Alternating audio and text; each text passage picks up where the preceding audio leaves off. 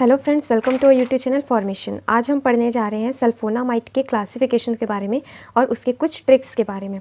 ये हमारा बहुत इंपॉर्टेंट टॉपिक है जीपैट के लिए भी और साथ ही साथ हमारे बी फॉर्म 6 सेम के सिलेबस के अकॉर्डिंग भी। तो सबसे पहले हम बात करते हैं शॉर्ट एक्टिंग सल्फोनामाइड की। तो शॉर्ट एक्टिंग जो सल्फोनामाइड होता है उसके लिए आपको क्या ट्रिक याद करना पड़ेगा। जो जिन होते हैं वो क्या होते हैं, छोटे होते हैं। ठीक है, तो सल्फा डायाजिन, ठीक है, जिसमें भी जिन वर्ड आए तो आप समझ जाएंगे यहाँ पे कि सल्फर डायाजिन जो है वो यहाँ पे क्या है, शॉर्ट एक्टिंग है, छोटा है। ठीक, सेकेंड हम बात करते हैं इंटरमीडिएट एक्टिंग की। तो इंटरमीडिएट एक्टिंग में आपको वर्ड याद रखना है जोल। ठीक है, जिसके लास्ट में जोल आएगा वो हमारा क्या रहेगा, इंटरमीडिएट एक्टिंग। तो सल्फा मिथॉक्साजोल और सल्फा मॉक्साजोल। ओके, फिर हम थर्ड की बात करते हैं लॉन्ग एक्टिंग।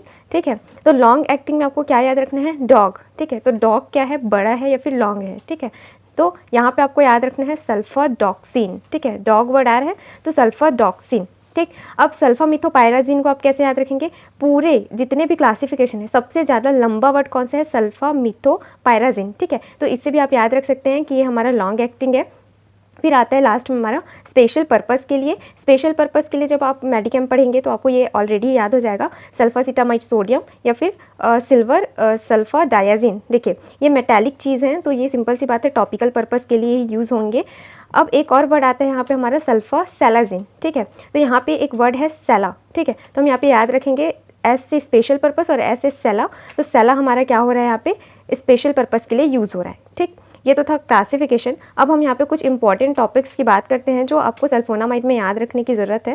तो सल्फोनामाइड में क्या आता है आपके यहाँ पे, सल्फा। ठीक है, तो सल्फा से SULFA आपको स्टार्टिंग के वर्ड्स याद रखने हैं।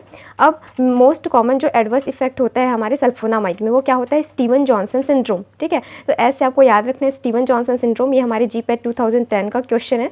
फिर यू से हम बात करते हैं यूरिनरी प्रेसिपिटेशन, मतलब कि क्रिस्टल यूरिया हो जाता है। ठीक है, जो यूरिन है वो प्रेसिपिटेट हो जाता है जिसकी वजह से जो यूरिया है उसके क्रिस्टल्स बन जाते हैं हमारे यूरिनरी ट्रैक्ट में। ठीक है, फिर एल से हमारे ये लार्ज स्पेक्ट्रम होता है ना, मतलब कि ये हमारा ग्राम पॉजिटिव ग्राम नेगेटिव दोनों पे काम करेगा।